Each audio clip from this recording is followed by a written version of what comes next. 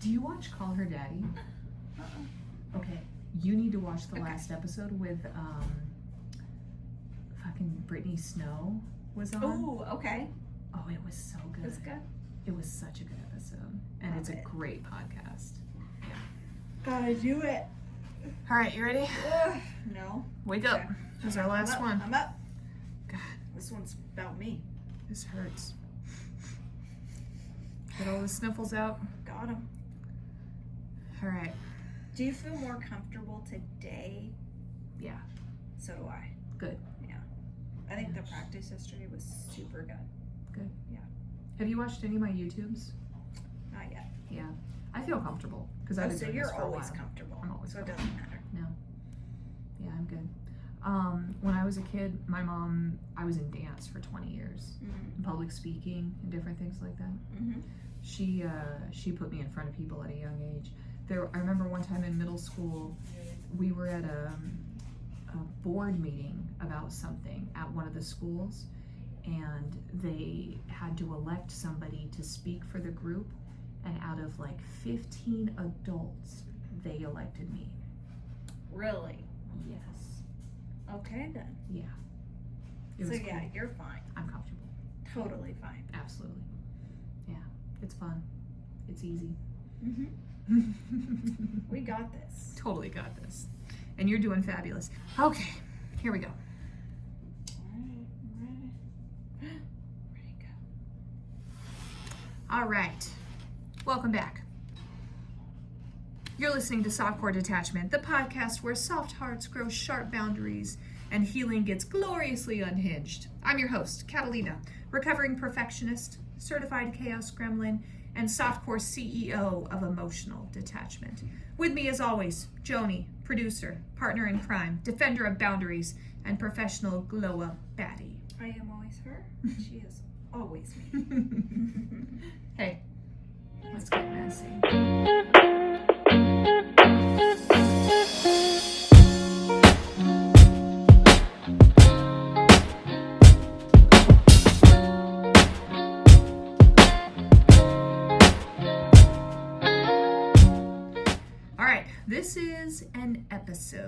This is an episode that a lot of people can relate to and that a lot of people need to learn about because there's a reason why we go back. Every single person who's blocked, unblocked, reblocked, and then gently cyber-stalked someone they were trying to detach from. You know, us. Mm-hmm. Yeah. Me.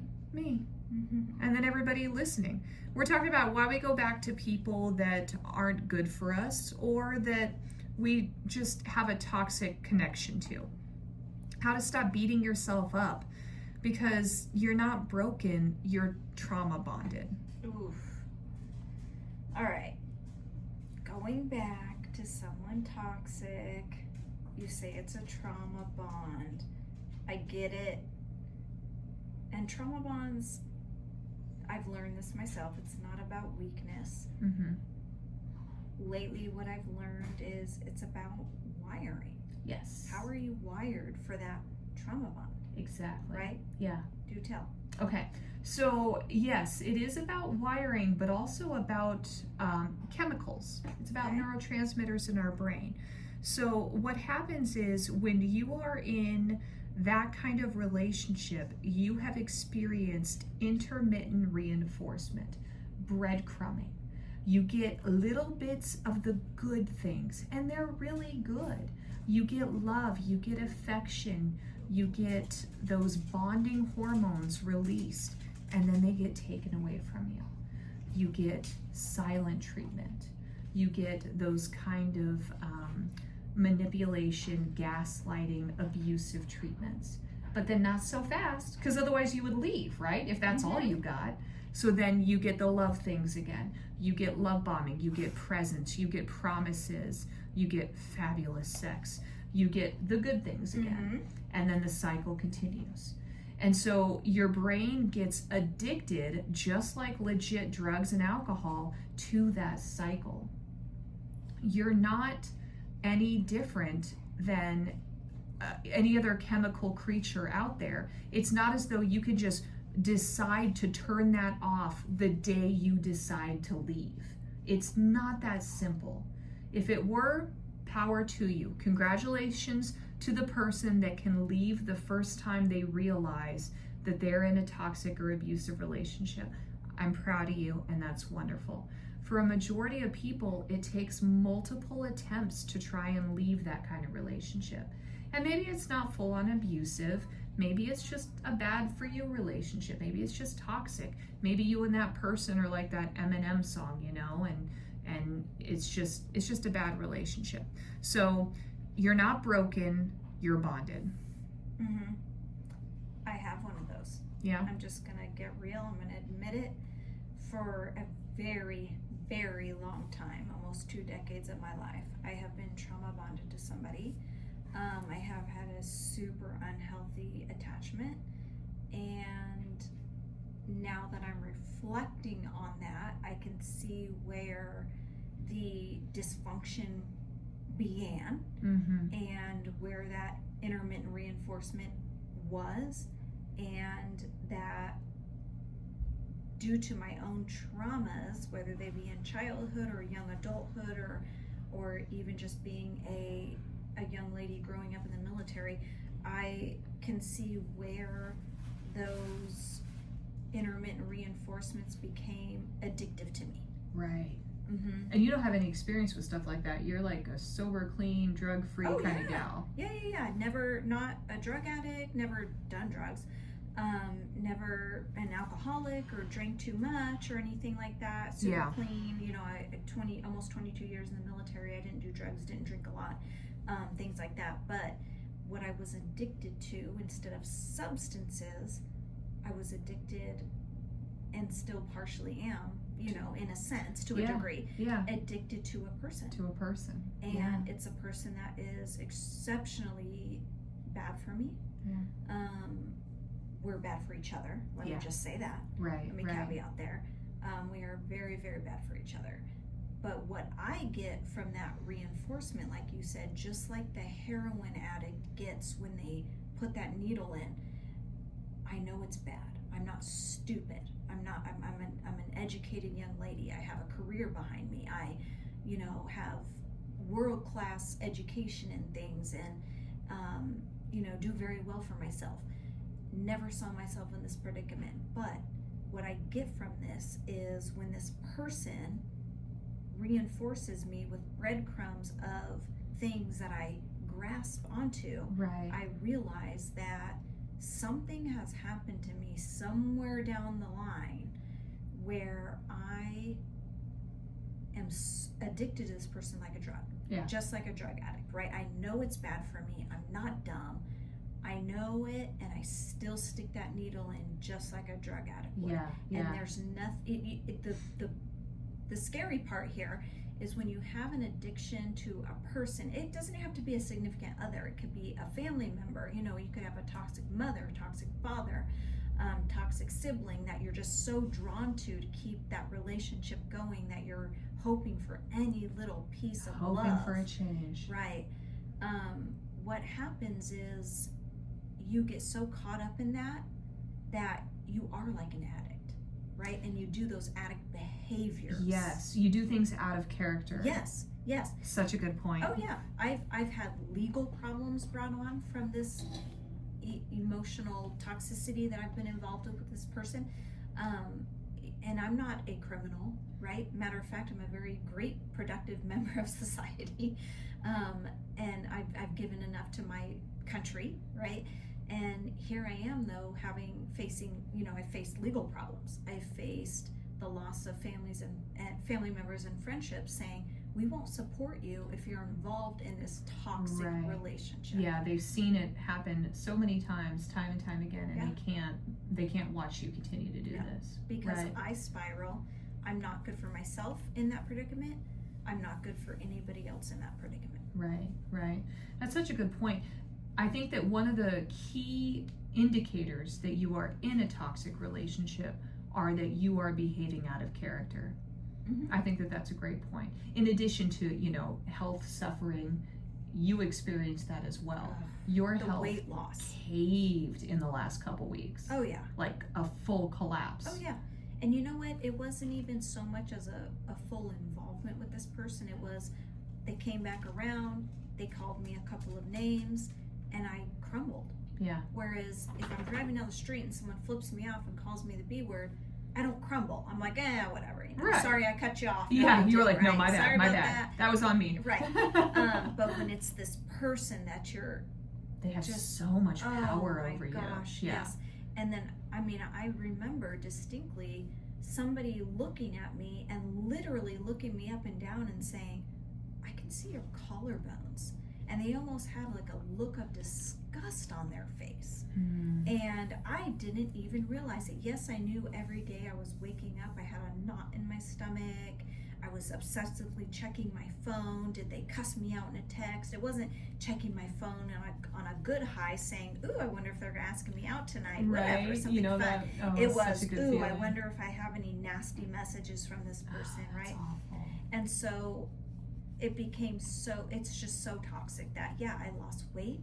I became a person to where I didn't want to go anywhere or have fun with anybody because I couldn't put my mind in that scenario because it was still stuck in this toxicity, Right. right? And so when you get stuck in that loop, it's a cycle. It doesn't stop until it stops. Something significant has to break it, and that's where we get stuck, right? You can't just knock on a rehab's door and say, hi, I'm here for an addiction. Okay, what? Drugs or alcohol? Well, a person. A person. Right? And then they kind of, you can't do that. Oh, that's such it's a very good point. different. What does treatment look like for something like this? That, I need to know that. And what does it take to stop? And do they actually change? Can you go back and have a healthy relationship with somebody that has hurt you so bad and that you've hurt? What does all that look like? I do have a therapist. Yeah. And I think a defining moment was they looked at me and this person and said, I can't help you guys. Oh, Not together. Snap. And it's like, wow. There's the moment right there. If a person with a formal education and licensing and a degree in, helping people overcome triumph, such as those types of things, looks at you and says, I can't do it, it's bad. Wow. It's bad. And then I have to look around and go, why have I gone back? Yeah. And then, here's the next part of this. Forgive yourself for going back. Forgive yourself. Because, first of all, you practice and you learn. You learn why you went back that time, how to guard against it for the next time. And you learn about that trauma bond and this idea that, yes, you're addicted to this process. Next time you're going to be stronger when they give you that text and they make those promises and they pull you back in. And I know in your case especially, you struggle with and have a hard time being alone. Yes. Just period, by yourself. And maybe in therapy next time around, that's something that you guys can start focusing on and working on, because if you can just sit by yourself and just be alone with these hard feelings, and with that being your goal and focus, maybe that'll be the next step. Yeah. And I think another thing is, like we've talked on previous episodes here, is not being afraid to define some self-boundaries. And it can start with something small. Yeah. Like, I won't accept your texts that aren't positive in nature. Yeah. They can't be negative. They can't be name-calling. They can't Absolutely. Or that are constructive. How about that? Like, they have to be constructive texts. Yeah, you can't be calling me shitty, horrible names and stuff like that. That is not constructive. No. Get your shit together. Right. But when and I get it. I know that sitting here today and looking at you and talking to you and talking to the these rational followers, Jonnie knows I'm that. not stupid. Yeah, I of know course. that. But if that person calls me and says, I can't believe we've been through this. You're such a horrible effing whatever. I'm gonna sit. I would sit there typically, maybe not today, but I would sit there typically and say, well, maybe they're just saying that because they're mad. Or I did do this. Maybe I did, you know, I wasn't the best. You right. know, maybe there's some validity in what they're saying. And that's keeping that trauma cycle going. Absolutely. You know? It's amazing how, she loves you. She does. Such a baby her. girl. It's amazing how when you go through years and years of this, your sense of worth and your sense of self gets broken down in this process. And I think that's one of the other reasons you go back. And, you know, because what else is there? Mm-hmm. What else are we going to do? Yeah. Oh, it's so frustrating. All right. I know I can't be the only one with this. No, you're I not. cannot be. Nope. It's totally true. And, you know, healing is not linear. We take a couple steps forward and then we take a step back, but shame is what will keep this in the dark and keep you suffering alone and keep you going back. So we're talking about it, we're learning, we're supporting each other. Mm-hmm. And, you know, I know that I talk a big game when it's this whole, no, fuck that, like leave, you deserve so much better, this and that. But when you're in the midst of it and when it's you still do this back and forth, and you know, it's so fucking hard. It's so confusing. And sometimes there's reasons we don't talk about why you can't leave. Yeah. Some people are financially dependent. Absolutely. Some people logistically don't have a way out. They're just emotionally not strong enough yet. Exactly. They have to work their way up to that. Right. If it were that easy to just leave by dark tonight, we'd all leave. Yeah. We would have never entered that to begin with. For sure. And then sometimes you look around, you don't even know you're in it until you stop and you go, "Oh my God, what am I involved in?" Absolutely. You know. So it's some of it. It's just like you didn't jump into something like that overnight. Sometimes you can't get out of it overnight. Very well said. It's true. Hey, I'm proud of you. Thank you. You're doing a great job. I'm getting there. And we're watching it happen in real time. So no pressure. Yeah. Yeah, for sure. All We'll right. get there. Well, if you've gone back emotionally, digitally, physically, just know you're not broken. You're healing, you're practicing, and you're doing fine. And Jonnie and I are proud of you, and we love you, and we're here for you. And start with boundaries. You don't have to be perfect, you know, just practice, right? Mm-hmm. Start small.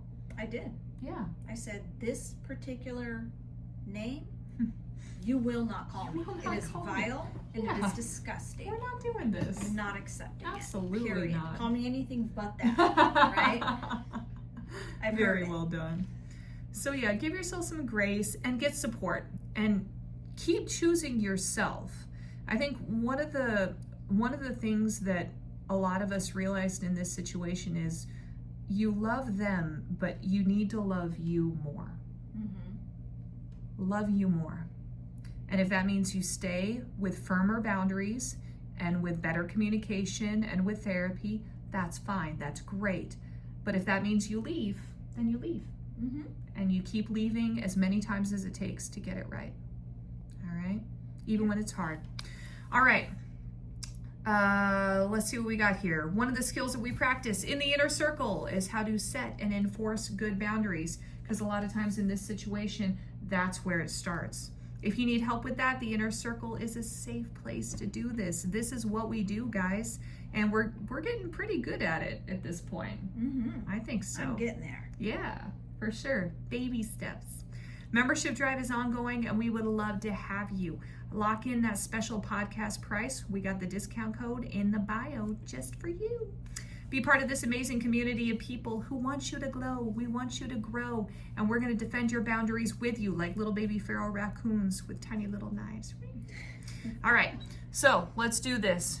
Until next time, stay soft, stay messy, stay detaching like the feral raccoon you are. And remember, we love you and all of your light and all your darkness, no matter how many times you go back.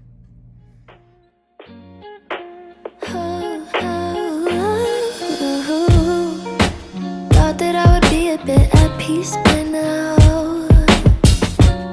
Yeah, you're lying in the shadows of my room.